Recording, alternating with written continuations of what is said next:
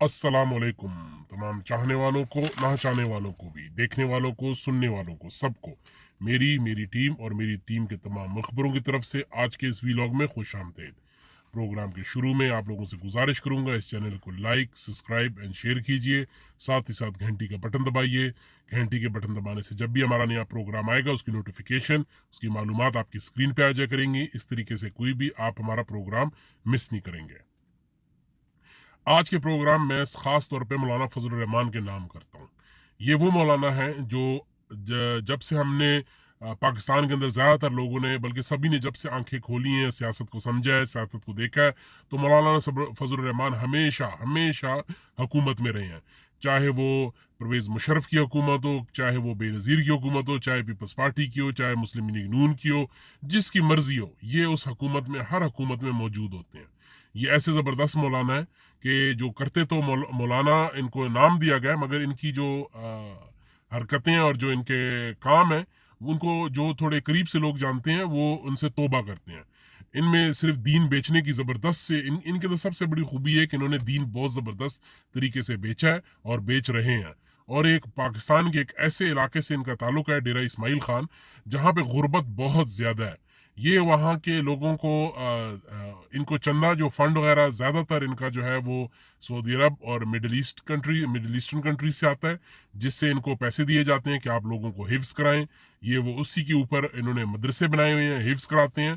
गरीब लोग हैं, बहुत गरीब लोग हैं वहाँ के। वहाँ से ये उनके माँ बाप से एज एहसान चढ़ा के बच्चा लेते हैं। उनको दूसरा एहसान ये चढ़ाते हैं कि जी हमने, पहला एहसान ये उन माँ बाप के ऊपर ये चढ़ाते हैं हजूर कि हमने आपका बच्चा, इसकी परवरिश हम करेंगे।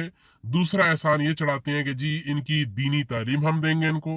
तीसरा एहसान ये चढ़ाते हैं कि इनका जितना भी खर्चा है ज़्यादातर बच्चों का, वो मैं अपनी जेब से दूंगा। इनका ये कहना है कि मैं अपनी जेब से देता हूँ, ये करेंगे।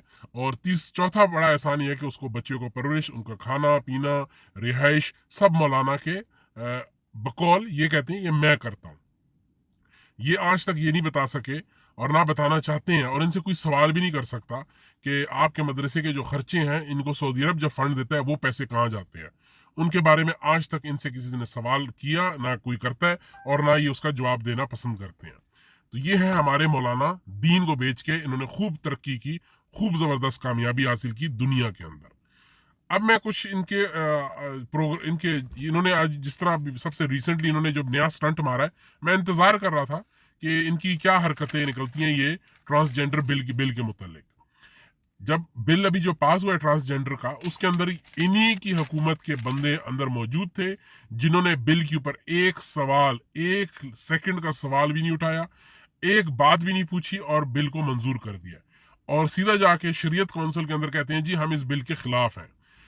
ऊपर हाँ हाँ कर दी, सब कुछ पास करवा दिया, और जाके सिर्फ मुंह दिखाई के लिए, ताकि लोगों में जाके कहें जी हमने तो शरीयत कोर्ट में ये बिल को चैलेंज किया हुआ है, देखें हमारी तो कोई बात नहीं सुनी। सिर्फ और सिर्फ एक कवर अप स्टोरी के लिए उन्होंने ये हरकत की है।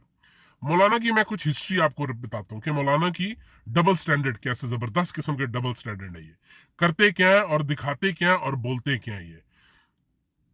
बेनज़ीर के खिलाफ इन्होंने फतवा दिया था कि औरत की हुकूमत जो है इस्लाम में जायज़ नहीं है, और ये फिर उन्हीं के साथ मिले भी हुए थे, काम भी करते थे, पीपल्स पार्टी के साथ भी थे। वो हम सबको पता है, इनके ज़्यादा डिटेल में जाने की कोई ज़रूरत नहीं। इनकी कोई भी, इनको सिर्फ आवाम को, जब इनको सीट नहीं मिल रही थी, इनकी दाल निकल रही थी, तो उन्होंने ये फतवा फेंक दिया था। उसके बाद वो फतवा भी गायब हो गया और मौलाना साहब खुद आगे आगे पेश पेश चल पड़े। आगे उसे, इसके बाद महंगाई मार्च इन्होंने की, बड़ी जोर लगाया कि जी महंगाई मार्च। ये मैं अभी बहुत रीसेंट आपको किस्से बता रहा हूँ, हिस्ट्री में चले जाए तो इनकी भरी हुई है, दागदार है सारी हिस्ट्री इनकी। उसके बाद जी महंगाई मार्च इन्होंने किया। जो बच्चों के जो वजीर आजम बने हुए थे उसके बिलावल के और मरीम नवाज के, उसके अंदर इन्होंने महंगाई मार्च किया कि जी महंगाई बहुत हो गई है। अभी महंगाई डबल ट्रिपल हो गई है, मगर इनके मुंह से एक लफ्ज नहीं निकला। ये है इनका दूसरा दोगला, जो अभी मैं रीसेंट आपको बता रहा हूँ, वो इनका एक और इन्होंने जो दोगलापन किया है, डबल स्टैंडर्ड्स इनके। मदरसे के अंदर बच्चों को अखबार पढ़ने की इजाजत नहीं है। आप लोगों को पता है कि मौलाना के मदरसों के अंदर बच्चों को अखबार पढ़ने की जरूरत नहीं है, उनको इजाजत नहीं है, जरूरत नहीं, इजाजत नहीं है। और उसकी वजह ये कहती है कि ये दुनियावी चीज है, शैतानी चीज है, इससे दूर रहो। अपने बेटे को उन्होंने मिनिस्टर फिर बना दिया। ये है इनका एक और डबल स्टैंडर्ड कि अपने लिए कुछ और असूल, गरीब के बच्चे के लिए कोई और असूल, जहां से पैसा आता है, जिनके ऊपर कंधों पे ये चढ़ के चंदा मांगते हैं, मदरसे बनाते हैं और बाहर मुल्क से पैसा लेते हैं, उनके लिए कुछ और असूल, बच्चों के लिए, गरीब बच्चों के लिए। अपने बच्चे को उन्होंने मिनिस्टर बना दिया। कश्मीर कमेटी इनके इनकी तो विरासत में लिखी गई है। आज तक इन्होंने, इनसे अगर पूछा जाए, मेरे ख्याल के इनको तो कश्मीर लिखना भी नहीं आता होगा, कश्मीर के स्पेलिंग भी नहीं आते होंगे। ये मैं आपको वैसी महावरतन कह रहा हूँ, मगर मैं सिर्फ कहने का, मेरा आसान अल्फाज में आपको बताना चाहता हूँ, ये इतने नॉन सीरियस किस्म के आदमी है। आज तक किसी फोरम पे, किसी इजलास में, किसी जगह इन्होंने कश्मीर का एक लफ्ज नहीं बोला। इनके बारे में आज तक एक बयान नहीं आया, कुछ भी नहीं आया। ये कश्मीर के बारे में ये रखते हैं। जब नवाज शरीफ, इनका सगा या दोस्त, जब नरेंद्र मोदी उनके पास आया था, इन्होंने एक दफा उसको भी झूठे मुंह नहीं कह दिया कि यार इससे जरा कश्मीर का बात तो करो।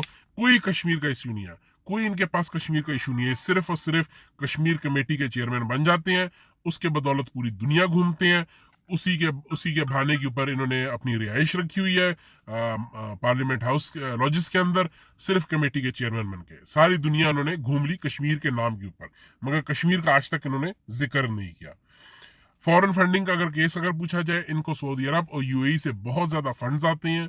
अगर फॉरेन फंडिंग के जो, मैं अल्लाह करे कि इमरान खान के बाद इनके ऊपर भी जरा खुले, तो मौलाना साहब की सारी पानी जो मेहनत है, सारा पानी फिर जाएगा। मगर उस वक्त ये दीनी कार्ड इस्तेमाल, ये आज मैं आपको बता दूं, उसके बाद दीनी कार्ड इस्तेमाल करेंगे कि इमरान खान लॉबी है, यहूदियों का एजेंट है, वो मेरे दीन मदरसे बंद करना चाहता है। नहीं मौलाना, आपका मदरसे नहीं बंद करना चाहता, आपका चूल्हा, आपका जाती चूल्हा इमरान खान बंद करना चाहता है, जो आप गरीबों को खराब करते हैं, गरीबों के बच्चों के ऊपर दीन बेच के उनको इमोशनल ब्लैकमेल करके अपना चूल्हा चला रहे हैं। और इमरान खान को बिल्कुल चाहिए कि आपका जरा चूल्हा जरा बंद करें। इसके बाद अभी इसकी और अगर हम एक और चीज़ देखें, वो ये है कि पाकिस्तान के अंदर जितना इसको, जिसका मैंने जिक्र किया, चैरिटी आती है, सारी बाहर मुल्कों से मदरसों के नाम पे आती है। ये बाहर जाके लोगों को यही कहता है कि मैं गरीब बच्चों को पालता हूँ, उनसे सिंपथियाँ गेन करते हैं और अपनी अयाशियाँ और अपने मज़े, वो इनमें कोई कमी नहीं आती। इंग्लैंड के फेरे, इनके भाई के, इनके बेटों के फेरे लगातार चलते आ रहे हैं, और ये उसके ऊपर इनसे कोई सवाल नहीं कर सकता। और हर जगह ये अपने दीन का सहारा लेते हैं, कह दीजिए मैं दीन के उसके ऊपर आया था। आखिर में एक और बात करूंगा, फ्रांस के अंदर जिस तरह पहले ये कहते थे गुस्ताखे रसूल, फ्रांस के वो जो खाके बनाते हैं हज़रत मोहम्मद सल्लल्लाहु अलैहि वसल्लम के मुतालिक, उनके बारे में बड़ा शोर किया। और अभी जब डेलीगेशन आया था, मदद आई थी, और अभी जो इनकी अपनी हुकूमत आई हुई है, इन्होंने फ्रांस के सफ़ीर को एक दफ़ा भी नहीं बुलाया कि जी आपने खाकों के मुतालिक क्या किया, हज़रत मोहम्मद सल्लल्लाहु अलैहि वसल्लम की शान में जो आप गुस्ताखी करते उसके मुतालिक क्या किया। एक लफ्ज़ नहीं निकला। इनकी तमाम सारी गैरत, सारी दीन, सारी बातें उस वक्त जागती हैं जब इमरान खान जब हुकूमत में हो और जब ये अपोजिशन में हो। जैसे ये हुकूमत में आते हैं, सब कुछ ठीक हो जाता है। और इमरान खान को लॉबिस्ट कहना, ये यहूदियों को एजेंट कहना, वो इन्होंने बड़ा अपना टॉप प्रायोरिटी रखी हुई थी। जब इनकी अपनी हुकूमत आई है, सब कुछ गायब हो गया है, और ये बिल्कुल साफ सुथरे अच्छे बच्चे बन चुके हैं, और जो भी कुछ करें वो बिल्कुल ठीक करें। अवाम को इस दोगले इंसान के ऊपर बिल्कुल नजर रखनी चाहिए और एतबार नहीं करना चाहिए।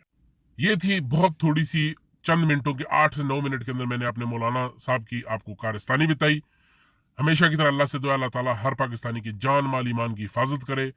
आप लोग इस चैनल की हिफाजत कीजिए और इस मौलाना से हमारी जान छुड़ाए अल्लाह। हम आवाज़ों के मेरे साथ नारा बुलंद कीजिए, पाकिस्तान जिंदाबाद, पाकिस्तान पाइंदाबाद। अस्सलाम वालेकुम।